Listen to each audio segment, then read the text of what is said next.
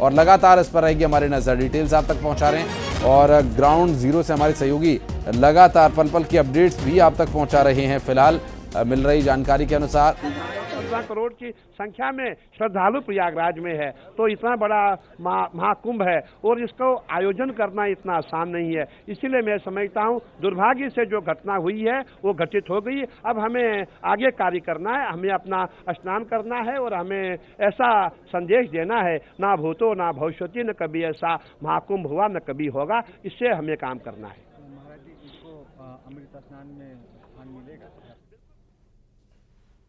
अमावस्या पूरी रात तक, अमावस्या रात तक चलेगी और जब भी आप स्नान करेंगे, कभी भी आज के दिन आप स्नान करेंगे, आपको पूरा फल प्राप्त मिलेगा, आपको पुण्य का लाभ प्राप्त हो जाएगा। कहा जा रहा है बड़ी अखाड़ा परिषद ने लिया फैसला कि 2 ही अमृत स्नान होंगे।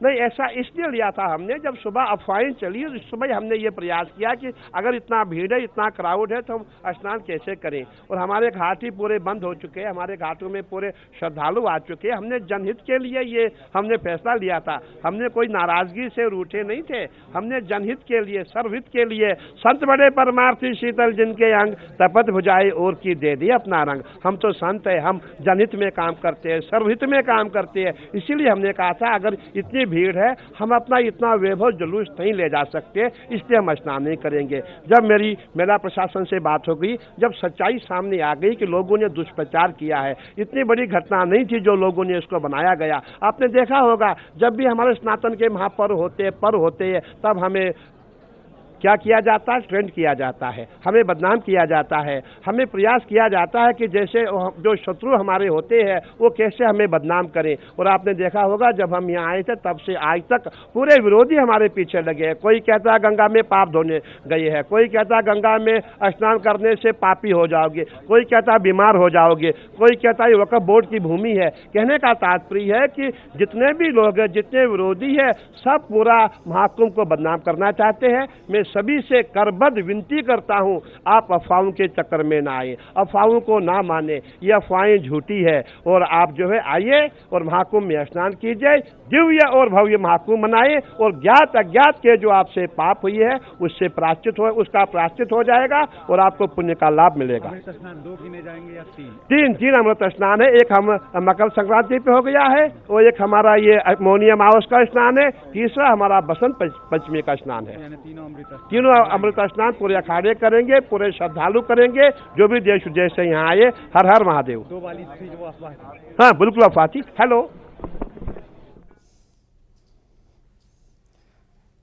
तो व्यवस्थाओं को लेकर और वहां फैली अफवाहों को लेकर भी प्रतिक्रियाएं अब तक सामने आ चुकी हैं और बताया जा रहा है कि किसी के द्वारा दुष्प्रचार किया गया, किसी ने अफवाह फैलाई। तो इस तरह से किसी भी तरह की अफवाहों पर ध्यान न दें और जो व्यवस्थाएं हैं उन व्यवस्थाओं में कोई कमी नहीं है। हर तरह से हर किसी श्रद्धालु को स्नान का लाभ मिले, इसके लिए वहां पर पूरा अमला जमला लगा हुआ है, डटा हुआ है। बीते करीब 15-16 दिन से लगातार जो ये स्नान की प्रक्रिया है, इसे सुचारू रूप से अनवरत जारी रखा जा सके, इसके लिए भी यहाँ पर इंतजामात किए गए हैं। प्रतिक्रियाओं का भी जो दौर है वो चल रहा है। अब इस पर चाहे साधु संत हों, महामंडलेश्वर हों, मंडलेश्वर हों, अखाड़ा परिषद के प्रमुख हों, सभी साधु संत जो स्नान के लिए अब जाने वाले हैं उस पर लगातार नज़र हमारी बनी हुई है।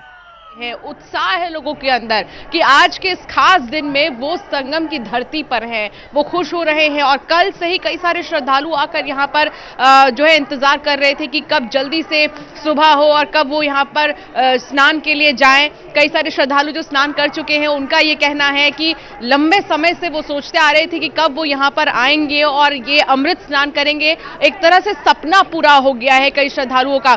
योगी जी की बहुत तारीफ कर रहे हैं, कहना है कि योगी जी ने बहुत अच्छी व्यवस्थाएं की, सरकार की व्यवस्थाओं की तारीफ की जा रही है।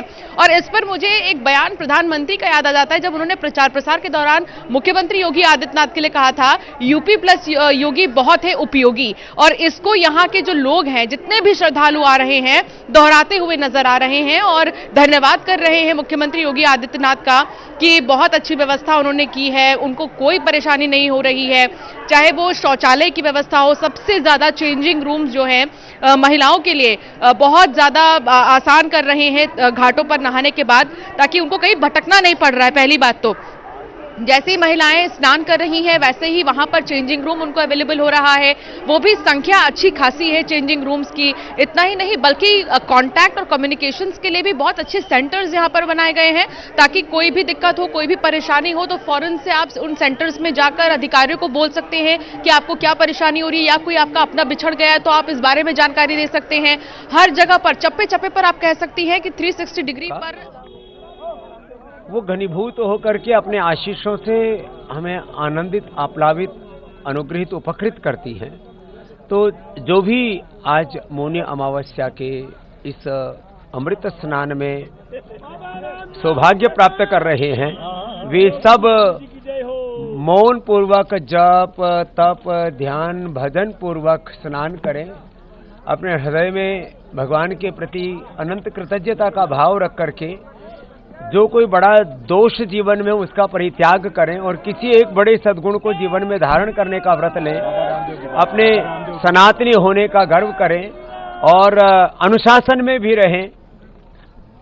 कुछ ऐसी जब भीड़ बड़ी होती है तब उस समय यह भी हमें ध्यान रखना होता है कि हमारी किसी भी चेष्टा से कोई भी दुर्घटना ना हो।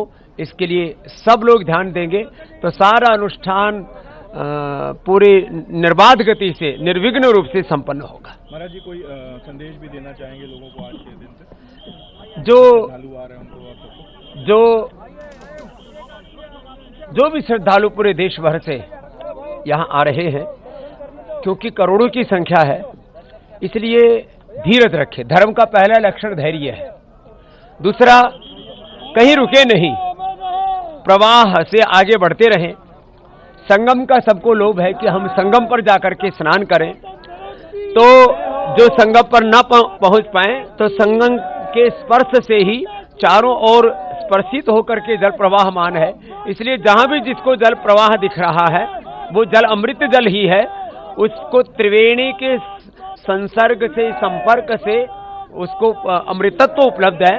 इसलिए जहां भी जिसको जल उपलब्ध है उसी जल को अमृत जल की भावना के साथ उसमें स्नान करेंगे तो फिर किसी भी तरह की कोई आपाधापी नहीं मचेगी और हमारा स्नान भी पूरा संपन्न हो जाएगा।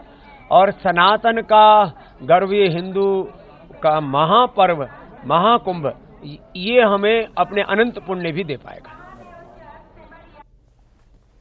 तो आप सुन रहे थे योग गुरु स्वामी रामदेव को, जो ये कह रहे हैं कि ये पर्व है, ये महापर्व है। इस महापर्व में सबकी भागीदारी, सबका आना महत्वपूर्ण है और किसी भी तरह की परेशानी का कोई विषय नहीं है। हालांकि भीड़ है, महाकुंभ है और कुंभ आज से नहीं, हजारों सालों से लगता आ रहा है और हजारों सालों से इसी तरह की भीड़